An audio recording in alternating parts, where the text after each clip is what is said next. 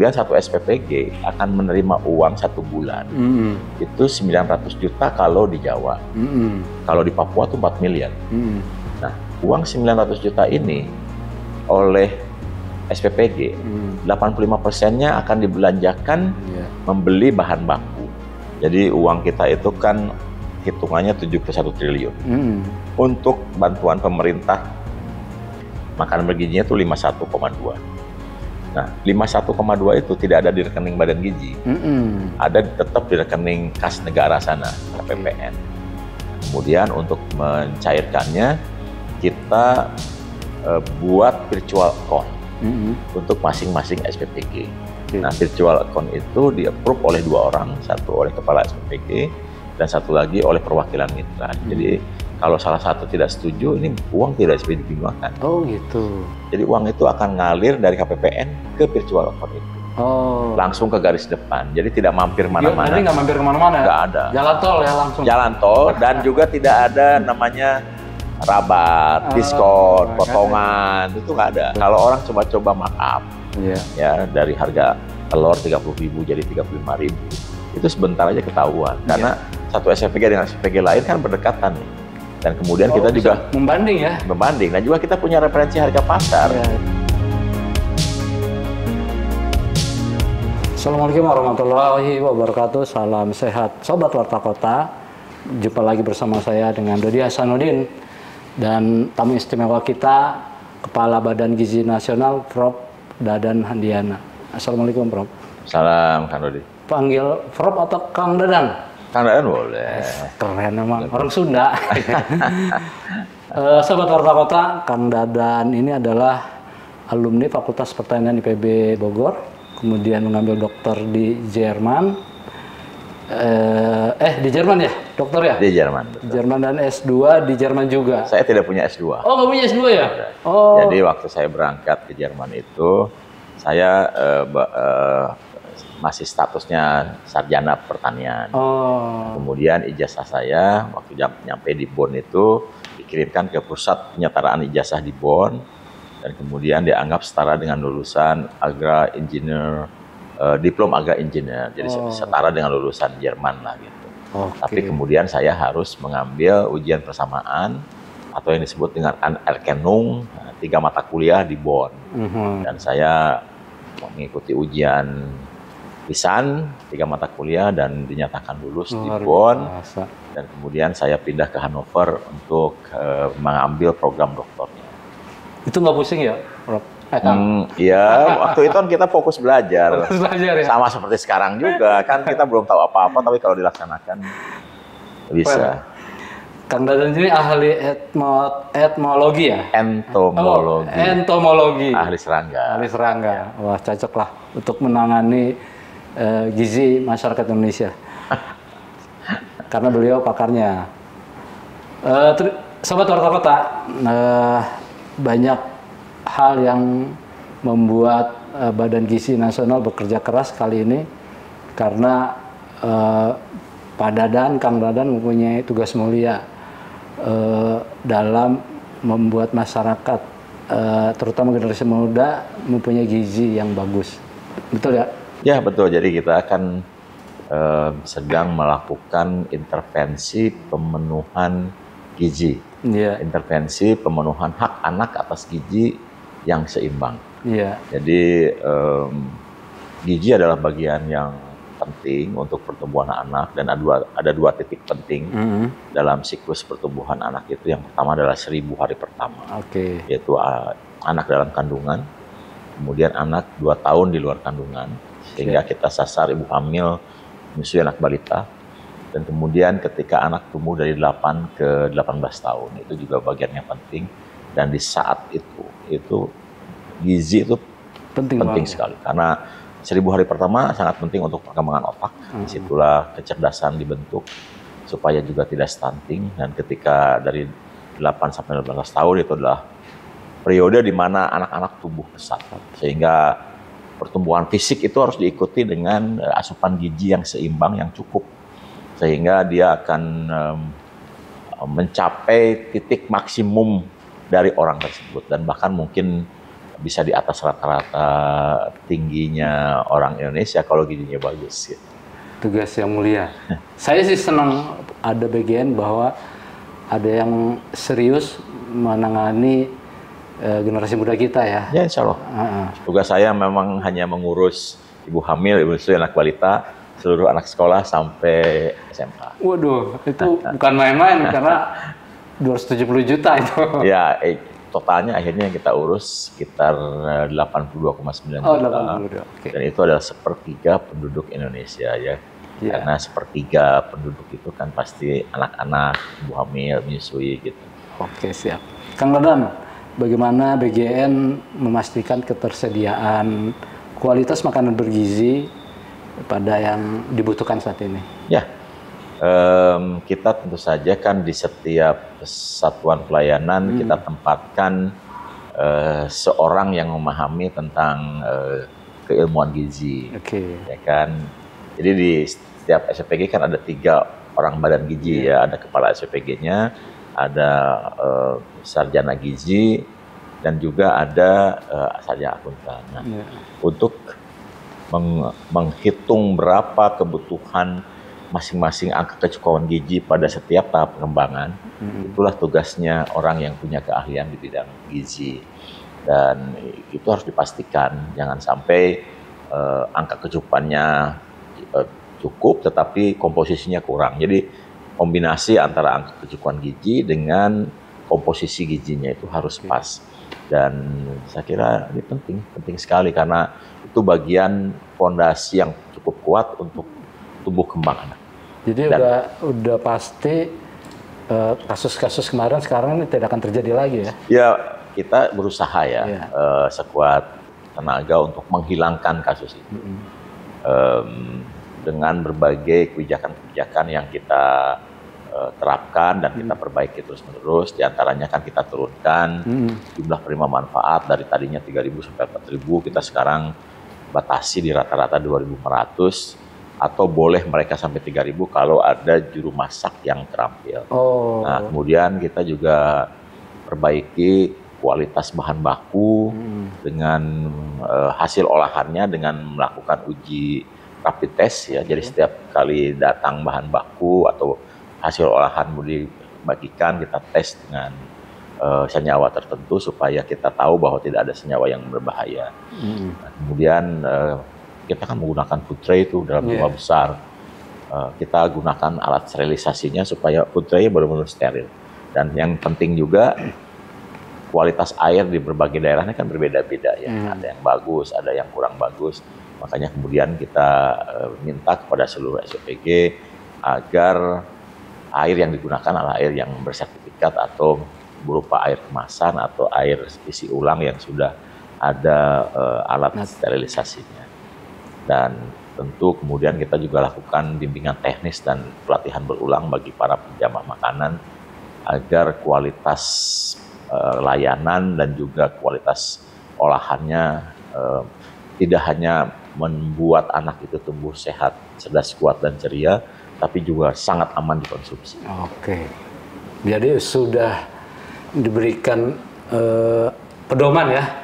Ada ya, pedoman dari kita sebenarnya dari awal sudah ada, juknisnya juga sudah ada, tapi kadang-kadang penerapan di lapangannya yang kurang ketat ya, dan mungkin ada yang mencoba mengakalin gitu supaya tidak terlalu repot. Nah, sekarang dengan berbagai kejadian di bulan-bulan Oktober itu kita perketat penerapannya, dan alhamdulillah di bulan November ini kasusnya menurun ya, dan mudah-mudahan ke depan sih semakin lama semakin kecil, bahkan tidak ada. Bahkan zero ya? Zero ya. Duh, soalnya suka deg-degan nih kalau kemarin anak saya kan dapat. Ya. Pokoknya kalau mau makan MPG cium dulu. Itu penting tuh. Iya, kalau baunya udah nggak enak jadi makan. Gitu. Jangan, tidak hanya MBG, kalau makan makanan yang lain juga sama. Oh iya. Khawatir itu terjadi kayak kemarin. Makanya saya coba kalau enak, kalau baunya normal makan gitu. Gitu. Prof, Kang Dadang, ini kan masalah kemarin juga salah satunya adalah faktor distribusi ya, pengiriman dari SPPG ke lokasi. Kalau di daerah yang transportasinya mudah mungkin tidak masalah. Nah, kalau yang transportasinya susah, kayak daerah-daerah terpencil itu bagaimana? Ya, makanya kemudian untuk daerah yang terpencil, yang pengirimannya lebih dari 30 menit yang bisa dicapai dari daerah sekitarnya, kita bangun namanya Satuan Pelayanan Pemenuhan Gizi Daerah Terpencil. Jadi daerah-daerah pegunungan, daerah-daerah yang terisolir oleh sungai atau oleh laut, atau di tengah hutan gitu yang terjal lah, dan itu lebih dari 30 menit kita dirikan SPPG-nya di tempat itu. Dan sekarang sedang dibangun. Kita identifikasi di seluruh Indonesia ada 8.200-an. 8.200-an yang sedang dibangun, dan insya Allah dalam waktu tidak lama akan selesai dengan ukuran jauh lebih kecil. Karena yang dilayani kan rata-rata hanya 300, 400, bahkan ada yang cuma 150. Itu termasuk Papua gitu? Papua ya. Barusan saya dapat laporan dari Halmahera Tengah. Bahan-bahannya sudah masuk di sana, di daerah yang untuk nyampe situnya ombaknya besar. Nah itu SPPG-nya dibangun di tengah itu supaya warganya dilayani oleh SPPG setempat, jadi tidak dikirim dari daerah sebelumnya. Tapi berarti petugas juga penuh perjuangan ya kalau daerah? Tentu saja, makanya ada trade off-nya.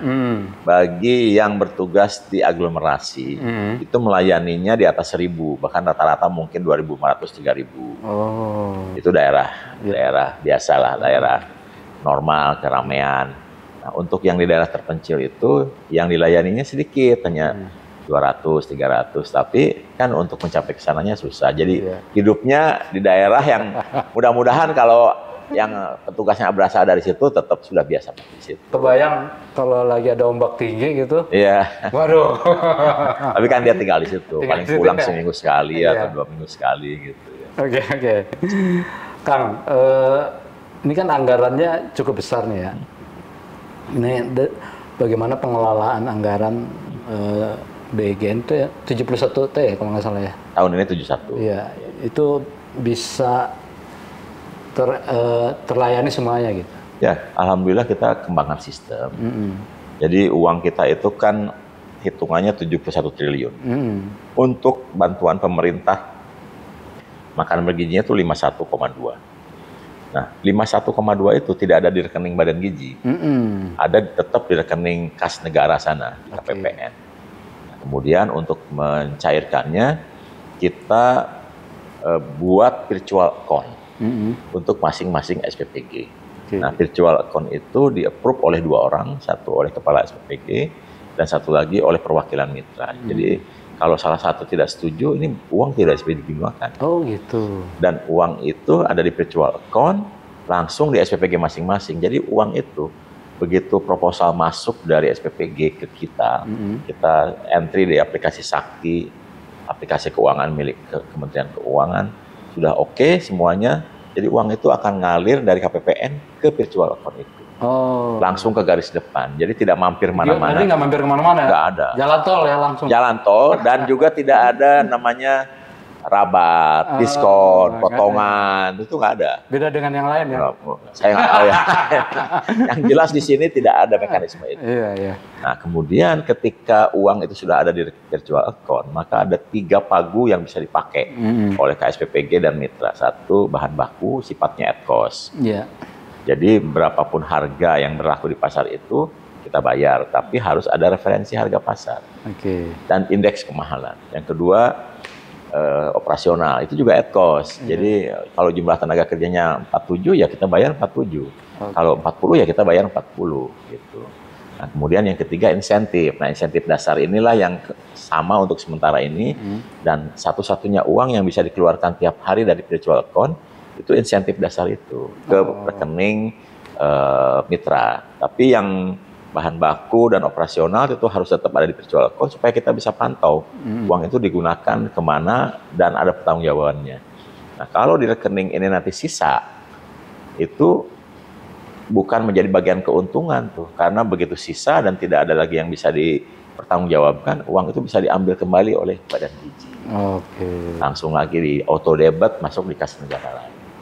Nggak bener nih gitu ya? Iya, jadi tarik nih. Iya, jadi untuk urusan anggaran sih insya Allah ya. Nggak main-main ya? aman lah. Aman ya. Kecil sekali kemungkinan orang bisa main. Mainnya itu mungkin hanya di tempat seperti ini. Dia katakanlah motong ayam, harusnya 10, satu ekor itu jadi 12.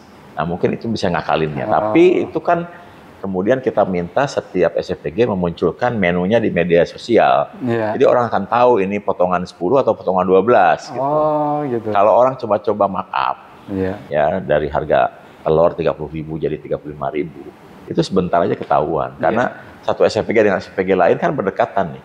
Dan kemudian kita juga membanding ya. Membanding. Dan juga kita punya referensi harga pasar. Harga yang berlaku hari itu bukan 35.000 tapi 30.000. Jadi pasti akan ketahuan. Wah, banyak juga ya ininya indikator pengawasannya ya. Iya, tentu saja. Jadi kita untuk urusan penyalahgunaan anggaran sangat mudah kena deteksinya. Jadi saya minta kepada seluruh petugas, kepada seluruh mitra, marilah kita bekerja dengan sebaik-baiknya, dengan integritas tinggi dan tidak usah memainkan anggaran yang memang sudah ada pagunya masing-masing. Tak usah ngambil keuntungan untuk kegiatan yang memberikan hak pada anak Indonesia untuk makan bergizi. Kita sudah pikirkan insentifnya dan itu insentifnya udah cukup. Iya, pas lah ya. Iya. Nggak kurang dong pasti. Karena gini, ketika mitra melakukan investasi, katakanlah X rupiah, kita sudah hitung maksimal 2 tahun sudah selesai, dan bahkan dengan insentif dasar yang kita berikan itu 16 bulan sudah selesai. Jadi tanpa 16 bulan itu balik modal. Jadi tanpa harus main-mainkan anggaran, kita sudah jamin 16 bulan itu bisa kembali. Jadi ya menurut saya ikuti dan maksimalkan pagu untuk bahan baku agar menghasilkan menu yang berkualitas. Jadi nggak usah dimainkan gitu. Kalau saya bisa pinjam, saya pinjam buat buka. Harusnya bisa, karena kan toh bisa sebetulnya karena 16 bulan kembali. Kang Dadan, ini kan programnya sangat bagus ya. Selain mencegah anak stunting, juga ada efek tumbuhnya tenaga kerja, meningkatnya pertanian. Nah sekarang kan seolah-olah bagian berjalan sendiri gitu, tidak ada sokongan dari lembaga terkait tentang pasokan kebutuhan, misalnya sayur-sayuran, daging, dan beras gitu. Bahkan sekarang kan hampir beberapa pasar ada yang langka gitu.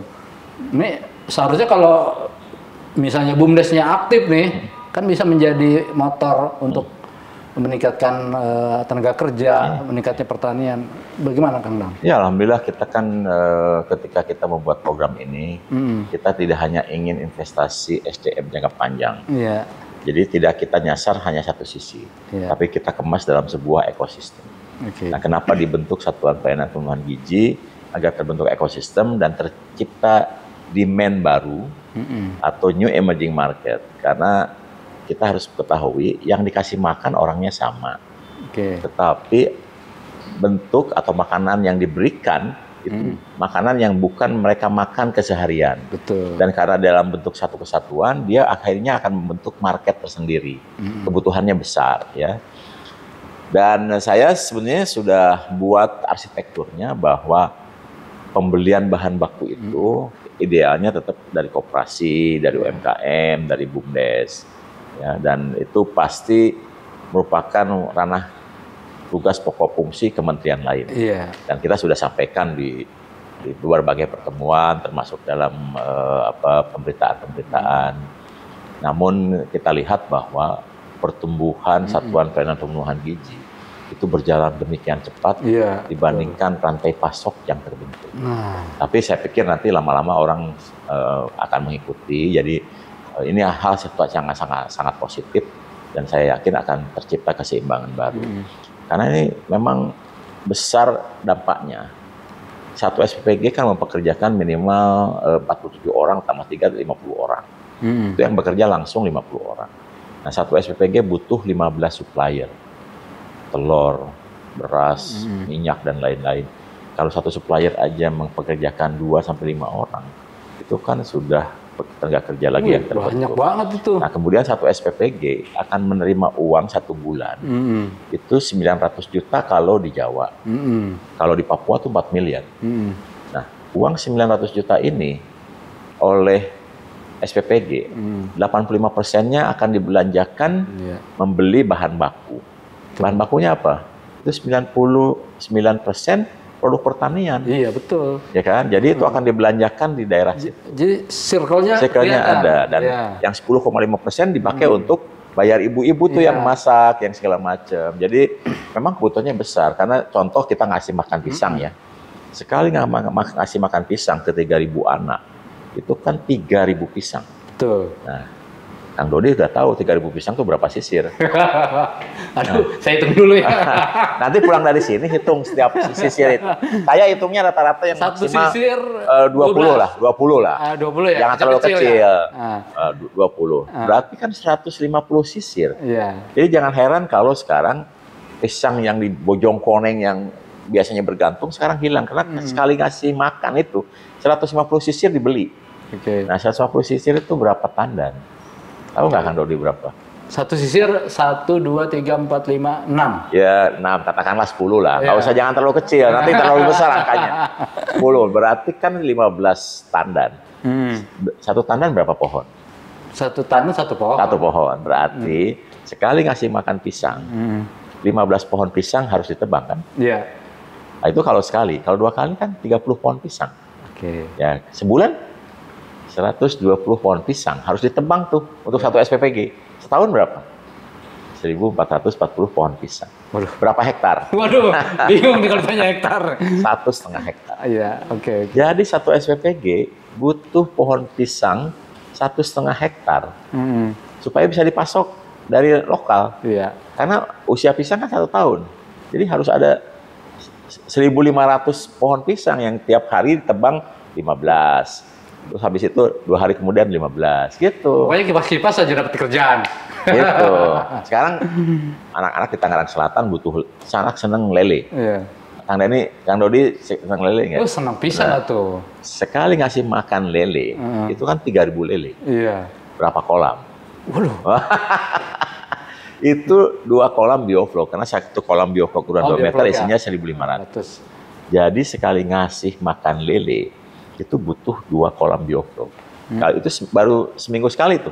Kalau tiap hari? Kalau enggak, seminggu sekali aja. 4 kali dalam sebulan kan butuh, artinya 8 kolam bioflok. Iya. Nah, kemudian supaya rutin dipasok dari lokal itu, usia lele kan 4 bulan. Jadi 4 kali 8 harus ada 32 kolam bioflok di sekitar SPPG. Ini potensi ekonomi. Bukan lagi potensi ekonomi. Kalau dia orang mana? Orang Garut, orang mana? Orang Bogor. Orang Bogor. Kemarin ada sesepuh dari Garut. Mengatakan. Bapak Ciamis. Biasanya kalau ada urusan demo atau apa, orang Garut tuh paling cepet tuh diajak ke mana, ke Jakarta. Yuk kita demo. Sekarang begitu diajak, yuk kita ke Jakarta demo. Hoream ayeuna mending hurus hayam aja katanya. Benar, dijual. Karena kalau kita ngasih makan telur, ya kan, itu artinya 3.000 telur sekali makan. Nah, berapa ayam harus ada untuk 3.000 telur? Berapa ayam coba? 3.000 telur berarti ada sekitar 200 lah. Kurang lah. Kurang ya? Satu induk ayam itu meletakkan 0,8 telur. Oh, 0,8. 0,8. Jadi 2 hari sekali. Jadi kalau mau ada telur 3.000 itu harus ada 3.000 kali 100 bagi 80. Artinya 3.700-an. 4.000 ayam lah. Jadi 4.000 ayam tuh harus ada satu SPPG. Iya. Itu 4 kandang. Saya minimalis pikirannya. Jadi harus ada 4 kandang ayam petelur di satu SPPG. Nah, jagungnya berapa? Iya. Itu harus dihitung juga supaya jagung itu kan, telur ini kan makannya 50% jagung, 50% protein. Iya. Nah, kita hitung jagungnya aja. Siap. Untuk 4.000 ayam berapa jagung? Siap. Jadi hitungan saya harus ada 18 hektar luas panen jagung. Keren. Gitu, untuk 4.000. Kang Dadan, punten. Kira-kira kapan ini bisa terrealisasi? Sekarang sudah kita realisasikan. Maksudnya sudah terrealisasi tapi bisa jadi sirkulasi ekonomi gitu? Ini insya Allah ya. Sekarang dengan adanya SPPG banyak yang di satu daerah biasanya hanya 1-2 tukang tempe, sekarang sudah terbentuk menjadi 10 sampai 11 tukang tempe. Kemudian ayam-ayam sudah mulai dipelihara oleh orang-orang di sekitar SPPG. Jadi menunggu waktu ya? Menunggu waktu karena butuh penyesuaian. Program ini berjalan demikian cepat, sementara produksi kan butuh waktu. Jadi pasti akan ada penyesuaian. Tapi orang sudah menangkap peluang ini dan saya kira dengan adanya program makan bergizi, produktivitas wilayah akan naik. Sobat Warta Kota, demikian bincang-bincang kami bersama Kepala Badan Gizi Nasional, Prof. Dadan Hindayana, Kang Dadan. Beliau secara lugas menjelaskan visi misi dan potensi ekonomi sirkular ya di wilayah terdekat kita. Demikian wawancara kami bersama Kang Dadan. Jangan kemana-mana, tetap di wawancara eksklusif Warta Kota. Assalamualaikum warahmatullahi wabarakatuh. Assalamualaikum warahmatullahi wabarakatuh. Kang Dadan.